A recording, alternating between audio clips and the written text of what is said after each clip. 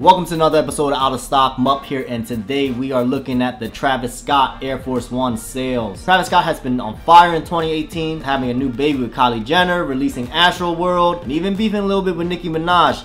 His various collabs with Jordan Brand and Nike have been over the top, and they've definitely been very successful. It started with an unreleased Jordan Trunner, and then the Complex Con Air Force Ones that came out. Then you have the Cactus Jack Jordan 4s that dropped. It's dropped in powder blue, purple for friends and family, and even a gray versions out there. It used to be just one-off collabs with artists because the brand was strictly focused on athletes, but hip-hop and sports have always gone hand in hand.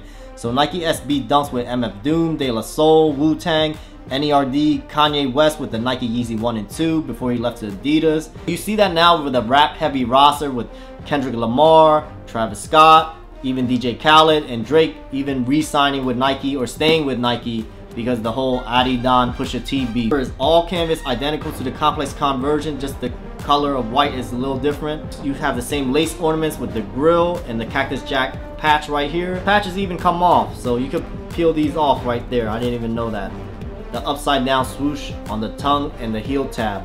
The metal lace tips and eyelets on the side. Interchangeable swoosh system that they added to this. It's not like you've never seen something similar before, but it hasn't been done and executed in this way. And if you were to do the John Geiger misplaced swooshes look, just be careful because this Velcro is not very secure. You gotta really place it properly. I personally will not go out like this because there has already been leaked images of another pair coming out. Good job keeping a classic and remixing it to its own flavor and still keeping it very clean for everyday wear. Overall feel like an Air Force One. If you haven't tried them on, you need to.